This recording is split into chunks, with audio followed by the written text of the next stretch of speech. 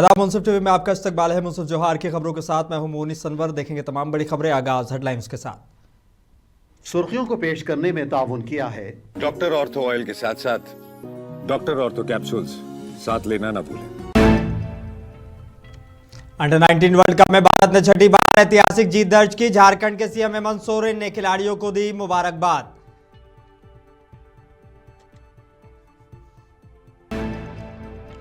बोकारो में CM school of excellence पहुंचे राज्यपाल संतोष गंगवार। समय प्रबंधन, अनुशासन और मेहनत को बताया सफलता की कुंजी। जुगलसाई में चुनावी जनसंपर्क ने पकड़ी रफ्तार। पत्नी नौशीन खान के समर्थन में मैदान में उतरे हिदायतुल्लाह खान।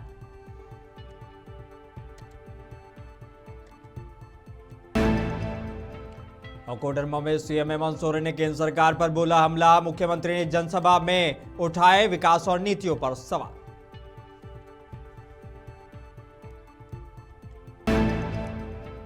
जामताड़ा पुलिस को मिली बड़ी कामयाबी। 3 साइबर अपराधियों को गिरफ्तार कर भेजा गया जेल।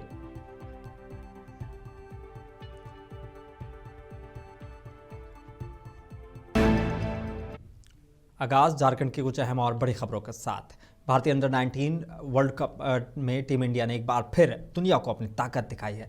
बता दें कि जिम्बाब्वे के हरारे स्पोर्ट्स क्लब में खेले गए फाइनल मैच में टीम इंडिया ने इंग्लैंड को बुरी तरह हराकर छठी बार आईसीसी अंडर 19 वर्ल्ड कप का खिताब अपने नाम कर लिया है। इस ऐतिहासिक जीत के बाद देश भर में जश्न का माहौल है। झारखंड के मुख्यमंत्री हेमंत सोरेन ने भी टीम इंडिया को दिल से बधाई दी है। मुख्यमंत्री हेमंत सोरेन ने अपने सोशल मीडिया एक्स पर पोस्ट करते हुए लिखा, युवा खिलाड़ियों ने अपने खेल और अनुशासन से देश का मान बढ़ाया है। उन्होंने कहा कि ये जीत भारत के सुनहरे भविष्य का भरोसा दिलाती है और पूरे देश को इन लड़कों पर नाज है।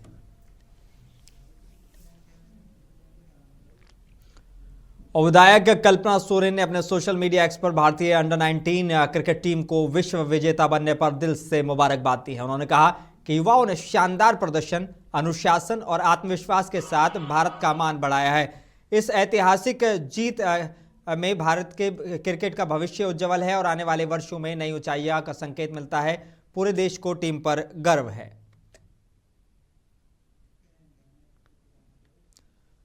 और झारखंड के राज्यपाल संतोष कुमार गंगवार ने बोकारो के Ramrudra CM school of excellence में छात्रों को संबोधित करते हुए कहा कि समय प्रबंधन, अनुशासन और कड़ी मेहनत सफलता की कुंजी है। राज्यपाल ने कहा कि हमेशा बड़ा सपना देखें।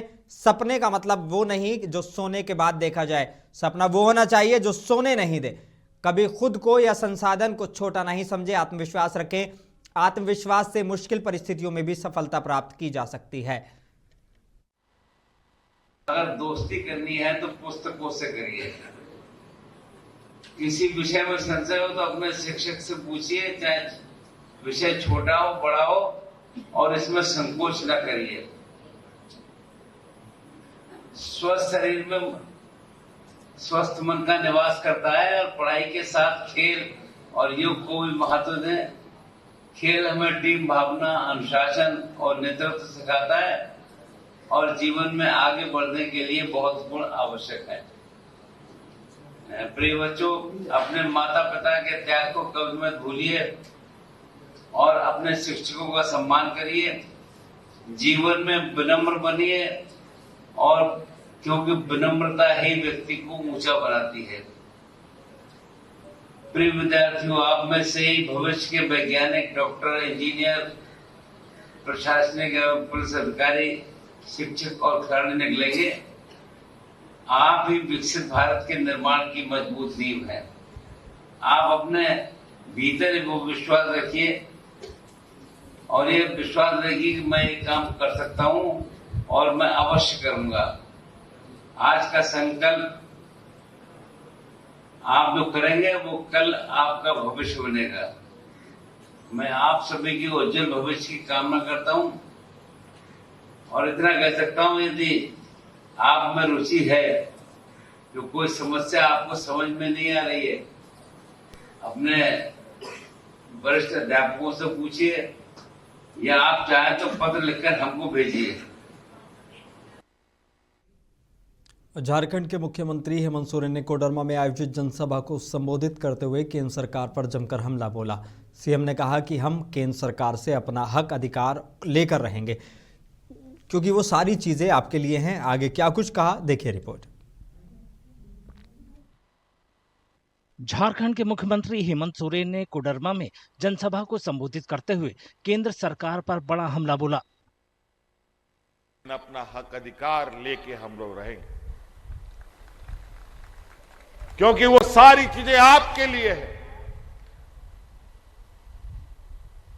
और आज केंद्र सरकार को देखिए, अभी बजट इनका बना, झारखंड को ठेंगा दिखा दिया।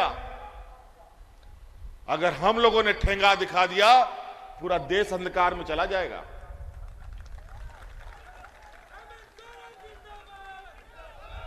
हम लोग इस संघीय ढांचा में कुत्ते बिल्ली की तरह नहीं लड़ना चाहते। आप लड़िए, आप राजनीतिक और लोकतांत्रिक ढंग से लड़िए। अगर उस तरीके से भी लड़ना होगा तो उसमें भी झारखंड पीछे नहीं है। हमारे पास इतनी ताकत है और वो ताकत उनको भी मालूम है। और आज केंद्र सरकार ने जो लगभग 52-53 लाख करोड़ रुपए का बजट बन रहा है, आज इन लोगों ने विदेश में अमेरिका के साथ ऐसा करार कर लिया है कि अपना बजट का 85% खर्चा अमेरिका को देके आएगा। मुख्यमंत्री हेमंत सोरेन ने भारत अमेरिका व्यापार समझौते पर सवाल उठाते हुए कहा कि इसका असर गैर बीजेपी शासित राज्यों पर पड़ेगा। जुगलसाई नगर परिषद क्षेत्र में चुनावी सरगर्मियां तेज हो गई हैं। झारखंड राज्य अल्पसंख्यक आयोग के चेयरमैन हिदायतुल्लाह खान ने नगर परिषद अध्यक्ष पद की उम्मीदवार नौशीन खान के समर्थन में जोरदार जनसंपर्क अभियान चलाया। स्थानीय लोगों से बातचीत में उन्होंने कहा कि जनता का जोश और भरोसा साफ इशारा कर रहा है कि जीत तय है। हिदायतुल्लाह खान ने भरोसा दिलाया कि नौशीन खान ईमानदारी से काम करेंगी और सफाई, पानी, सड़क, नाली जैसी बेसिक सिविक सुविधाओं पर फोकस करेंगी। इस कैंपेन में जेएमएम के नेता, कार्यकर्ता और बड़ी संख्या में समर्थक मौजूद रहे। अपने जान माल इज्जत आबरू की हिफाजत करने वाले को गुंडा बदमाश कहते हैं, तो आप कहते रहो, मैं लेकिन नहीं कहूंगा किसी तरह की बात। और बस इतना ही कहूंगा कि आप हमारी बहन हैं, मैं आपका सम्मान करता हूं। आपको कितना वोट मिल रहा है आप जानती हैं, आपको कितना वोट मिल रहा है गुजराई की जनता जानती है। आप अगर अल्लाह ताला आपको हिदायत दे, समझ दे, तो दूसरे के बहकावे में ना आए। और ये भारतीय जनता पार्टी के लोग यही चाहते हैं कि हमारे यहाँ से कैंडिडेट खड़ा करके हमारे वोट की तकसीम करना चाहते हैं, उनके बहकावे में ना आए। लेकिन हमारा टारगेट भारतीय जनता पार्टी है, खिदमत करते हैं। ये अलग बात है कि पूरे राज्य की जिम्मेदारी मिलने के बाद थोड़ा जिसलाई से मैं दूर होता जा रहा था। इसी के क्रम में, इसी सोच में अल्लाह ने जब ये मौका लाया, अभी अब्बास भाई ने कहा कि एमएलए हम लोग नहीं लड़ सकते, वाकई नहीं लड़ सकते। यहाँ से क्या, यहाँ पूरे झारखंड में बेकार 2 सीट ऐसा है जहाँ पर हमारी अक्सरियत है। ये अक्सरियत नहीं है, वहां पर भी चूंकि कुछ आदिवासियों का वोट मिलाकर जीत जाते हैं हमारे 2-4 कैंडिडेट। नहीं तो यहाँ कोल्हान में तो कोई भी सीट नहीं है। एक मानगोजा सीट है, लेकिन उसमें भी अक्सरियत नहीं है। और जब हम खड़े होते हैं या हमारा कोई भाई खड़ा होता है, तो वहां से हम लोगों को एक वोट भी नहीं मिलता है। ले लो, आज वो हमारी पार्टी में आ गया है और उस वक्त वही आया था यहाँ से अशोक का कैंडिडेट के फेवर में, और हमारे बच्चों के साथ मारपीट किया। जब हमारे बच्चों ने भी जवाब दिया तो उसके बाद में पुलिस बुलाकर पुलिस लाठीचार्ज करवाने का काम किया। गोलियां चली, हमारे बच्चों पर एफआईआर हुआ, 70-72 लोगों पर नेम्ड एफआईआर हुआ। अब बकिया अन्य 200-300 लिख दिया। जो अन्य 200-300 लिखवाया, ये उसी शख्स ने लिखवाया जो आज चोला बदल के हमारी पार्टी में आया है। और दावेदार भी है कि झारखंड मुक्ति मोर्चा से हमारा नाम अनाउंस कर दिया जाए। जुगसलाई में जनसंपर्क के दौरान हिदायतुल्लाह खान ने बीजेपी पर सीधा निशाना साधा। उन्होंने कहा कि बीजेपी ने हमेशा जनता को सिर्फ वादों में उलझाया, जबकि ज़मीनी हकीकत सबके सामने है। उन्होंने लोगों से विकास और भरोसे की राजनीति को चुनने की अपील की। कोई लड़ता है किसी को जिता के किसी को हराने के लिए। तो यहाँ पर जो मामला है, यहाँ मामला साफ है, एक ही तरफ है, और दूसरी तरफ जो है वो उनको टारगेट दिया गया है कि आपको यहाँ से कैंडिडेट, मुसलमान कैंडिडेट, मैं खुल के बोलूं, हरा दो। और जामताड़ा के पागडी और सरखेल डी में 14 फरवरी को होने वाले जश्न मौलूद ए काबा व ज़ियारत हरमैन शरीफैन कॉन्फ्रेंस को लेकर तैयारियां जोरों पर हैं। आयोजन की कामयाबी के लिए हुई अहम बैठक की अध्यक्षता मौलाना मजहरुल कादिर ने की है, जबकि संचालन मुखिया गुल मोहम्मद ने किया। बैठक में आसपास के कई गांवों के लोग, मदरसा, मस्जिद कमेटी के पदाधिकारी और प्रेस क्लब प्रतिनिधि मौजूद रहे। बाहर से आने वाले उलेमा के खिदमत और व्यवस्था पर चर्चा हुई। खास आकर्षण रहेगा मुफ्त उम्राह का चयन, जिसे लेकर इलाके में खासा उत्साह है। रहमतुल्लाहि बरकातुहू। आज अल्हम्दुलिल्लाह हमने बैठक रखा था, मीटिंग, और मुखिया जी को और मुअज़्ज़ज़ लोग जो गांव के हैं और अगल बगल जितने भी गांव हैं, 10 गांव 12 गांव जितने भी हैं, अल्हम्दुलिल्लाह हर एक को बुलाया गया और यहाँ मीटिंग हुई। मीटिंग में ये बात फाइनल हुई और सबको जिम्मेदारी दे दिया गया है कि जलसे के दिन किसको क्या करना है, नहीं करना, हाँ करना है। जैसे हमारे मदरसे के सेक्रेटरी साहब गुलाम मुर्तज़ा साहब, इनको दे दिया गया। मस्जिद के कमेटी सेक्रेटरी साहब मुख्तार भाई, इनको दे दिया गया। और दीगर जितने हैं सबको अल्हम्दुलिल्लाह जलसे की सारे जिम्मेदारियां देकर आज ये मीटिंग इख्तिताम पर है। अब हमारा तवज्जो जलसागाह पर है कि जलसा को वहाँ का जितने भी काम है वो हमको निभाना है। गढ़वा जिले के रंका से एक गंभीर और चौंकाने वाला मामला सामने आया, जहां सामुदायिक स्वास्थ्य केंद्र में नवजात बच्चे को दूसरे को सौंप दिए जाने का आरोप लगा है। मामले की शिकायत मिलते ही पुलिस ने त्वरित कार्रवाई करते हुए बच्चे को बरामद कर उसकी मां बसंती देवी को सौंप दिया। डीएसपी रोहित रंजन सिंह के मुताबिक महिला ने थाने में आवेदन देकर न्याय की गुहार लगाई थी। वहीं दूसरी तरफ इसी मामले में रीता देवी ने बच्चा बेचने और अस्पताल कर्मियों पर लापरवाही का आरोप लगाया। फिलहाल पुलिस पूरे मामले की गहन जाँच में जुटी हुई है। रंका थाना क्षेत्र अंतर्गत ग्राम भलवानी की ये घटना है। एक महिला जिसका नाम बसंती देवी है, वो अपने डिलीवरी के दौरान एक बेटे का जन्म दी है और जन्म देने के बाद वो काफ़ी बीमार रह रही थी और घर में भी कोई उसके देखरेख के लिए कोई व्यक्ति नहीं थे, जिसके कारण वो जो नवजात बच्चा था वो अपनी ममेरी बहन, जिसका नाम सुचिता देवी है, उसको उस बच्चे की देखभाल करने के लिए उसको दी थी वो। और देने के बाद काफ़ी टाइम तक उसके पास रही और इस जो महिला जो बच्चे को जन्म दी थी, उसके पति बाहर रहते थे। जब वो काम से वापस लौटे तो उस बच्चे के बारे में खोजबीन करने लगे, जिसके कारण शुरू में वो थोड़ा हिचकिचाई और बाद में सारी घटना के बारे में डिटेल बताई कि हम अपनी मर्ज़ी से अपने बेटे को अपनी मेरी बहन के यहाँ देखभाल करने के लिए दिए हैं। और इस घटना की बाद में पुष्टि हुई और वो थाना में भी लिख के दी है कि हम अपनी मर्ज़ी से सारी जो कार्य हुआ है अपने बच्चे को जो अपनी ममेरी बहन के यहाँ दी थी, वो अपनी मर्ज़ी से दी थी। लातेहार जिले के मनिका थाना इलाके से एक सड़क हादसे की खबर सामने आई है। ब्लॉक गेट के सामने राष्ट्रीय राजमार्ग 39 पर देर शाम करीब 5:30 बजे बाइक दुर्घटनाग्रस्त हो गई। जानकारी के मुताबिक मनिका निवासी सचिन कुमार अपने दोपहिया वाहन से पचफेड़ी की तरफ जा रहे थे, तभी बाइक असंतुलित होकर पलट गई। हादसे में सचिन कुमार समेत ओराटाण गांव के एक व्यक्ति घायल हो गया।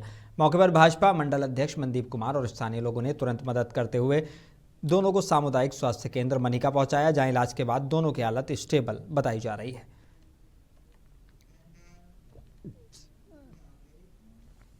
और लातेहार जिले के बरवाडी सामुदायिक स्वास्थ्य केंद्र से एक गंभीर मामला सामने आया है। बता दें कि ब्रेन हेमरेज से पीड़ित 45 साल के राजू राम को बेहतर इलाज के लिए रेफर किया गया, लेकिन एम्बुलेंस में डीजल नहीं होने की वजह से मरीज को घंटों अस्पताल में ही रोके रखा गया। परिजनों का आरोप है कि एम्बुलेंस चलाने के लिए 600 रुपये मांगे गए, जो वो नहीं दे सके। हालात बिगड़ते देख जिला परिषद सदस्य संतोषी शेखर ने मानवीय पहल करते हुए डीजल भरवाया, तब जाकर मरीज को मेदिनीनगर रेफर किया गया। ये घटना अस्पताल की व्यवस्था और प्रबंधन पर बड़ा सवाल खड़ा करती है। ब्रेन हेमरेज हो गया है और यहाँ पे तेल मांग रहे हैं गाड़ी, और डॉक्टर 108 नंबर में कॉल किए तो 2 घंटा बाद आने के लिए बोले। कब रेफर किया गया था मरीज को? ये किया गया था 7:30 बजे लगभग। अभी कितना देर हो गया? अभी टाइम हो गया आपका 9-8। 9-8। इतने देर से इतने देर के बीच में आपको किसी तरह का एम्बुलेंस सुविधा नहीं मिला है? नहीं मिला। और तेल मांगा जा रहा है? तेल मांगा जा रहा पर भारी से बात हुई थी आपकी? प्रभारी से नहीं, कॉल डीसी साहब को कॉल लगा, डीसी लाते हॉस्पिटल में दिखा रहा है नाम, उसको कॉल लगाते उनको कॉल रिसीव नहीं कर रहे हैं, ये भी कॉल। जामताड़ा पुलिस ने गुप्त सूचना पर कार्रवाई करते हुए 3 साइबर अपराधियों को गिरफ्तार किया है। डीएसपी संजय कुमार सिंह के मुताबिक इनके पास से 6 मोबाइल और 7 फर्जी सिम बरामद हुए हैं। साइबर अपराध कर्मियों के द्वारा एक ही जगह बैठकर साइबर अपराध किए जाने की सूचना प्राप्त हुई थी विभिन्न माध्यमों से। उस सूचना के सत्यापन के लिए साइबर थाना प्रभारी राजेश मंडल और पुलिस निरीक्षक मनीष कुमार अन्य पुलिस पदाधिकारियों के साथ निकले हुए थे। इसी दौरान ग्राम रामपुर में विष्णु राय और देवलवाड़ी के भोला मंडल एवं सरफराज अंसारी जो पतरोड़ी नारायणपुर के हैं, ये तीनों को साइबर अपराध करते हुए विभिन्न तरह के मोबाइल, सिम कार्ड इत्यादि के साथ पकड़े गए हैं। इन लोगों ने अपने अपराध स्वीकार किए हैं। ये सभी लोगों को फेक एपीके फाइल और आजकल नया चला है आरटीओ का चालान जनरेट करके और उसको भेजना और उसके आधार पर जो है उनके डाटा चोरी करके उनसे फर्जी तरीके से पैसा उनका ट्रांसफर कराना, ये इन लोगों का मेन। हजारीबाग के चौपारण थाना इलाके में वन विभाग और पुलिस की संयुक्त कार्रवाई में करीब 10 एकड़ में लगी अवैध अफीम की फसल नष्ट की गई है। एसपी अंजनी अंजन ने बताया कि ये कार्रवाई स्थानीय लोगों की सुरक्षा और कानून व्यवस्था बनाए रखने के लिए की गई है। इस अभियान से अवैध ड्रग्स की खेती पर रोक लगाने में मदद मिलेगी और वन विभाग की निगरानी मजबूत हुई है।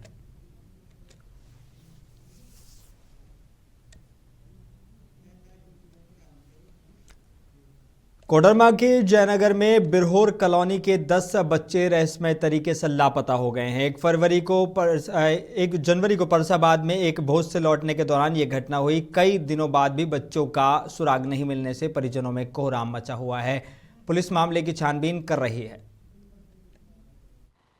सर, बिरहोर के 10 बच्चों के गायब होने का मामला सामने आया है।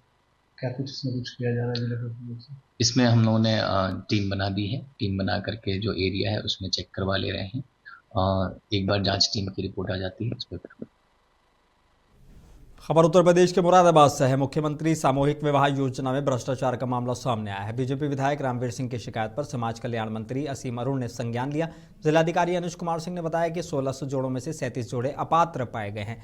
मोटापांडे ब्लॉक में सबसे ज्यादा मामले सामने आए। लाभार्थियों को पूरा सामान नहीं मिला था जो अब वितरित किया जा रहा है। जांच में लापरवाही करने वाले अधिकारियों के खिलाफ सख्त कार्रवाई की जाएगी।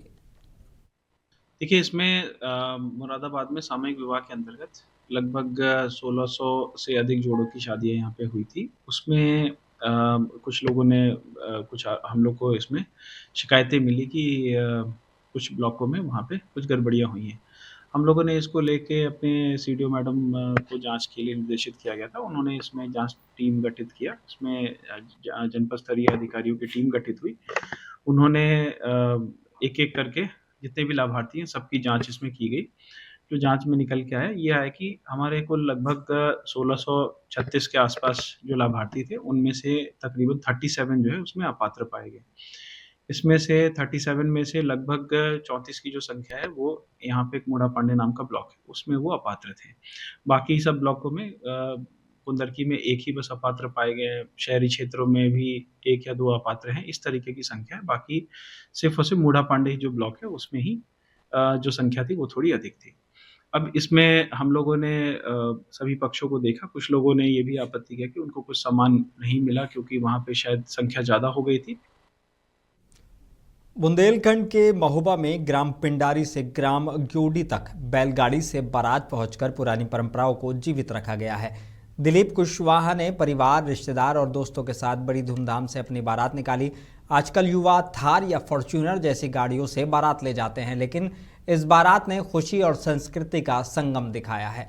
लड़के और परिवार का कहना है कि हमारी पुरानी परंपराओं को बनाए रखना बहुत जरूरी है।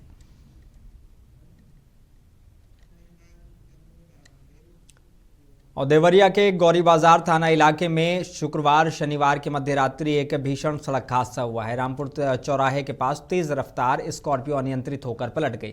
हादसे में 2 लोगों की मौके पर ही मौत हो गई, जबकि एक व्यक्ति गंभीर रूप से घायल है। कार को गोरखपुर पुलिस द्वारा पीछा किया जा रहा था और सूत्रों के अनुसार कार सवार लोग पशु तस्कर बताए जा रहे हैं। कार बिजली पोल और सड़क किनारे खड़ी ट्रॉली से टकरा गई। स्थानीय पुलिस ने मौके पर पहुंचकर जांच शुरू कर दी है और कानूनी कार्रवाई की जा रही है।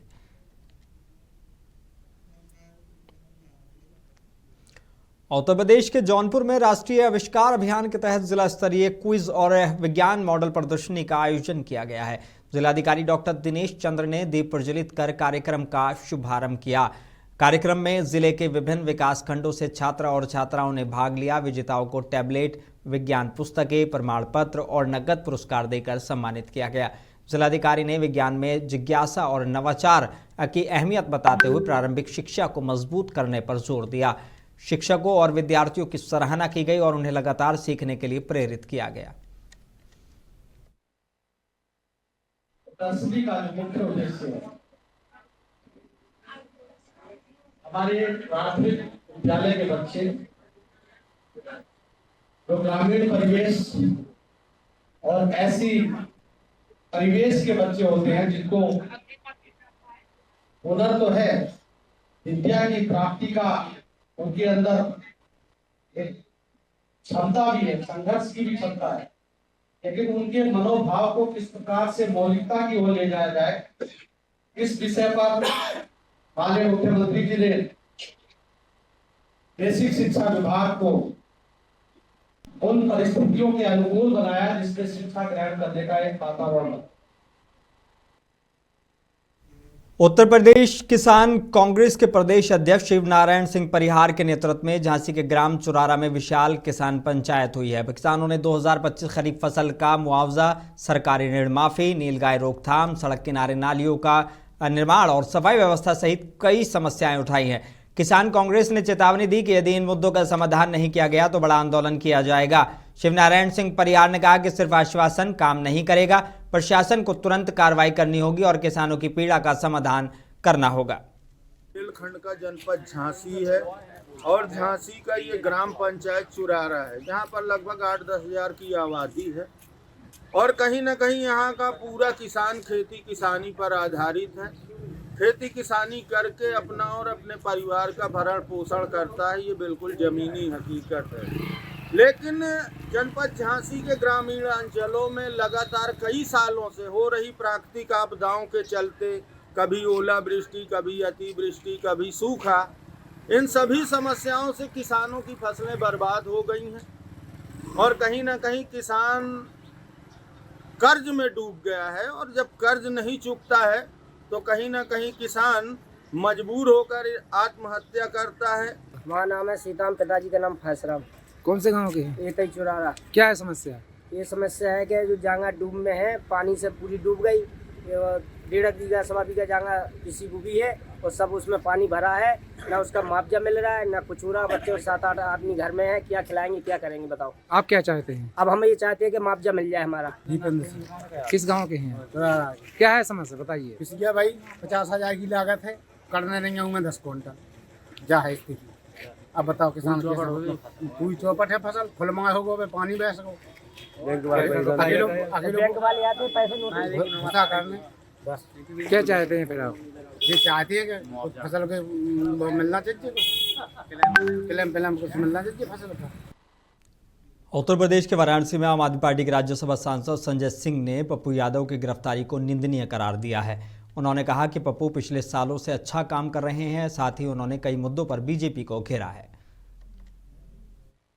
पहली बात तो कि एमसीडी में, केंद्र में एलजी उनका, लॉ एंड ऑर्डर उनका, 4 इंजन की सरकार दिल्ली में चल रही है।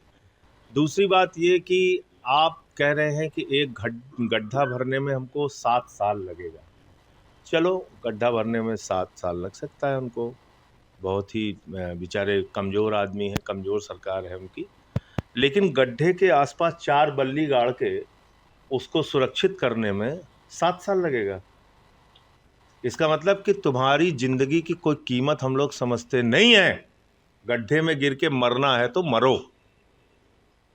हम गड्ढे खोदेंगे और गड्ढे खुले छोड़ देंगे, उसको 4 बल्ली गाड़ के सुरक्षित भी नहीं करेंगे, ये कहना चाहते हैं तिवारी जी।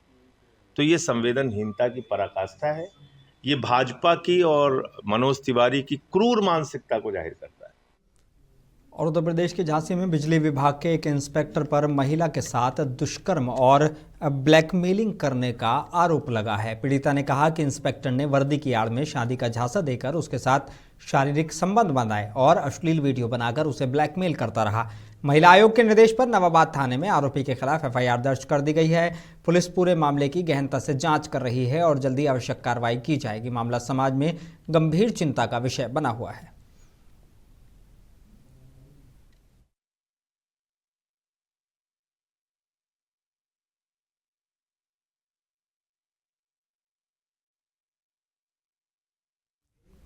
वाराणसी सर्किट हाउस में केंद्रीय राज्य मंत्री कमलेश पासवान की प्रेस वार्ता के दौरान जबरदस्त हंगामा हुआ है। घटना में कांग्रेस नेता वैभव त्रिपाठी और एक अन्य व्यक्ति को हिरासत में लिया गया है। दोनों से फिलहाल पूछताछ की जा रही है। एसीपी नितिन तनेजा ने बताया कि अगर किसी तरह की शिकायत आती है तो आगे की कार्रवाई की जाएगी। हालांकि मंत्री की प्रेस वार्ता सामान्य रूप से जारी रही, सुरक्षा बल सतर्क है। देखिए, माननीय मंत्री श्री कमलेश पासवान जी की प्रेस कॉन्फ्रेंस जो कि पहले से शेड्यूल थी, वो सर्किट हाउस पे चल रही थी। उसमें जो पिंडरा क्षेत्र में काशी द्वार के लिए ज़मीन अधिग्रहण हुआ है, उसको विरोध प्रदर्शन करके लिए वैभव त्रिपाठी जी के नेतृत्व में कुछ लोगों के द्वारा प्रेस कॉन्फ्रेंस वाले रूम में जाके वहाँ पर अनुचित तरीके से अपनी मांग को रखा गया, जो कि अपनी मांग को रखने का सही पटल नहीं था। वहाँ किसी और चीज़ के लिए प्रेस कॉन्फ्रेंस चल रही थी और रखने का ढंग भी अनुचित था। जब उनको वहाँ से मना किया गया, सर्किट हाउस से जाने के लिए कहा गया, उन लोगों ने यहाँ पर फिर अनुचित तरीके से पुलिस हाउस यहाँ पर आके अपना विरोध प्रदर्शन किया जाने लगा। तो इसीलिए दो लोगों को फिलहाल, वैभव त्रिपाठी और उनके एक साथी को फिलहाल जो है लेकर थाने लेके जाके उनसे पूछताछ की जा रही है और अगर कोई तहरीर प्राप्त होती है उस हिसाब से फिर कार्रवाई की। देखिए, मेरा सौभाग्य है कि आज मैं बाबा विश्वनाथ के इस नगरी में केंद्रीय बजट के ऊपर चर्चा करने के लिए मैं आया, जो पिछले 1 फरवरी को हमारी देश की एफएम ने बजट प्रस्तुत किया और ये बजट विकसित भारत के सपने को पूरा करने वाला बजट है। आदरणीय प्रधानमंत्री मोदी जी के नेतृत्व में जो ये बजट तैयार हुआ है। मुंसिफ जोहार में बस इतना ही। मुझे दीजिए इजाजत। बने रहिए मुंसिफ टीवी के साथ।